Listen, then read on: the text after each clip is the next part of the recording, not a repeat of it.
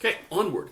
Next, we're going to talk about the notion of independence, which is a concept that I've mentioned a little bit before, and we're going to formalize that notion. So, independence is something that has to do with two different events, and we're going to say that two different events are independent if the fact that the outcome occurs in one of the events is independent and unrelated to whether or not it also occurs in the other event. Okay, so remember that an event is a set of possible outcomes. So if we define two different events that are overlapping in some way, right? Some of the outcomes belong to one event, some of the outcomes belong to the other, some are in both, some are in neither one.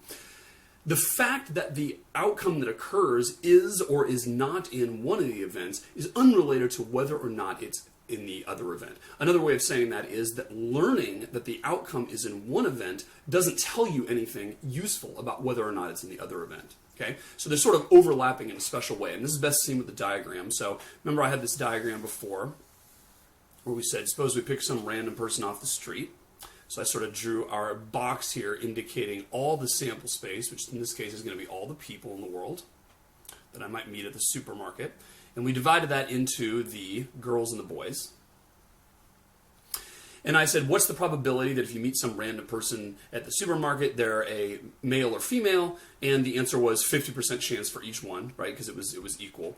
And then I said, well, we have this idea that, if we learn that they drive a Jeep, that sort of shifts the landscape a little bit and leans us more towards thinking that it's likely that they're going to be a male. Not that there aren't any female Jeep drivers. There certainly are. There's a couple.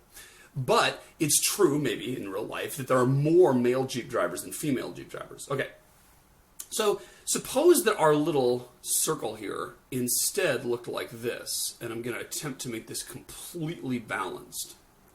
And maybe this represents people of Asian descent. Okay, so the question is, what's the probability that someone is going to be male?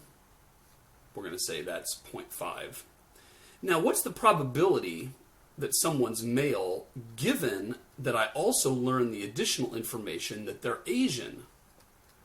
And I'm going to go out on a limb and say that that's also 0.5. So what that means is that the Asians are evenly split between the men and the women, and therefore learning the additional fact that the person is Asian doesn't tell me anything that I didn't already know about their likelihood of being male. That is a way of saying that the event that the person is male and the event that the person is Asian are independent of each other. The conditional probability is the same as the prior, and it's also true,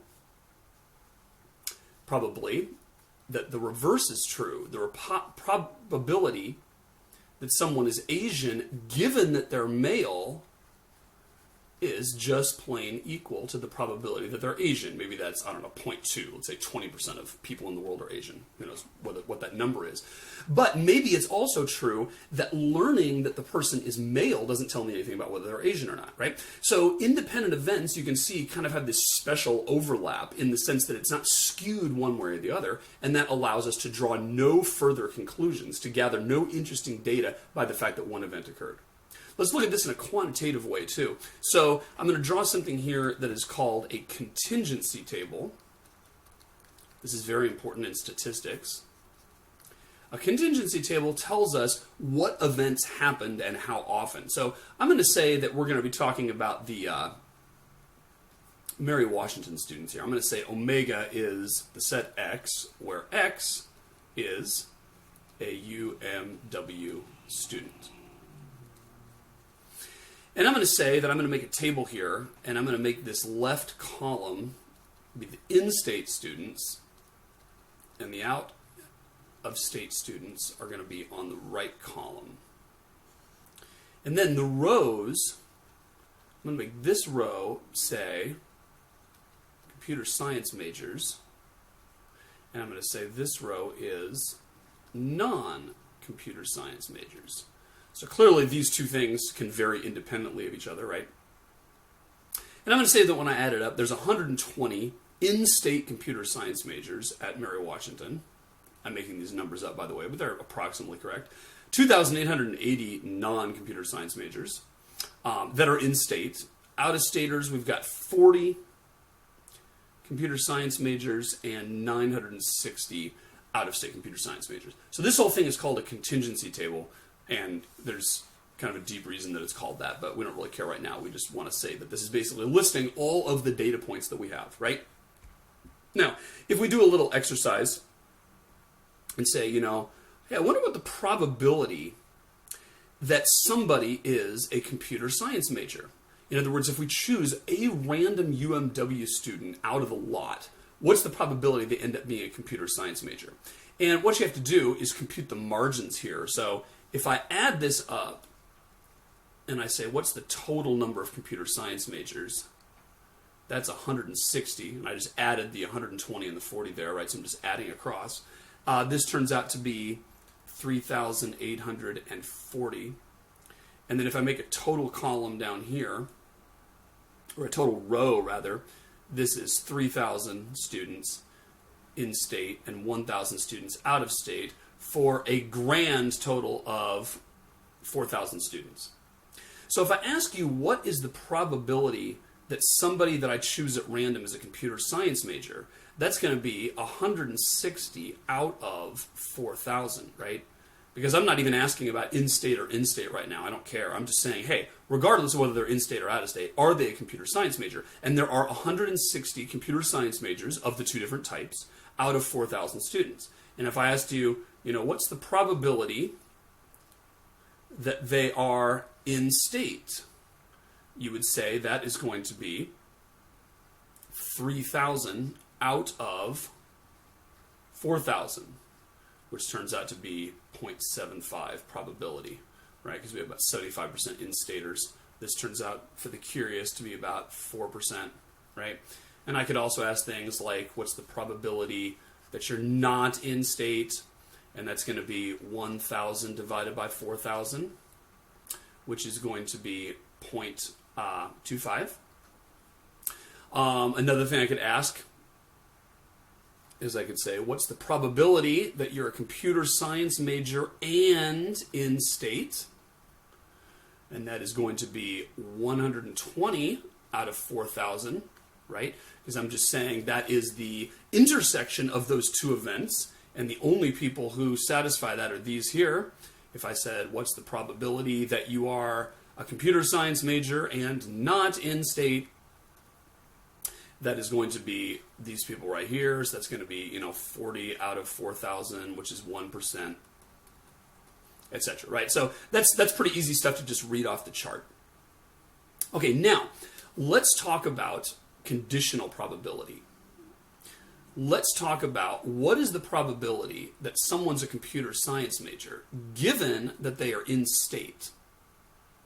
So I'm going to say probability of computer science major, not intersect I, but given I. How do we figure that out? Well, here's what we do. We say, well, we are given I, right? We know they're in state. That's part of our background information. Therefore, we are only going to be considering this column. We don't even care about the out-of-staters because we know we didn't get an out-of-stater. So that's actually irrelevant. What we want to know is what's the probability they're a computer science major given that they're in-state. Okay, well, how many in-staters do we have? We have 3,000 in-staters. And how many computer science majors are in-state? 120. And if you work this out, 120 over 3,000, what you discover is that is 0.04. Now, isn't that interesting? And of course, I chose the numbers so they worked out this way. But what it turns out to be in this case is that the probability that someone's a computer science major, given no other information at all, turns out to be the same as the probability that they'd be a computer science major if they were an in-state student. So another way to look at that is that knowing whether or not they're an in-state or out-of-state student tells me nothing about whether they're a computer science major. Those two events are said to be independent. So one definition of independence is that the conditional probability, the probability of A given B, is just the probability of A.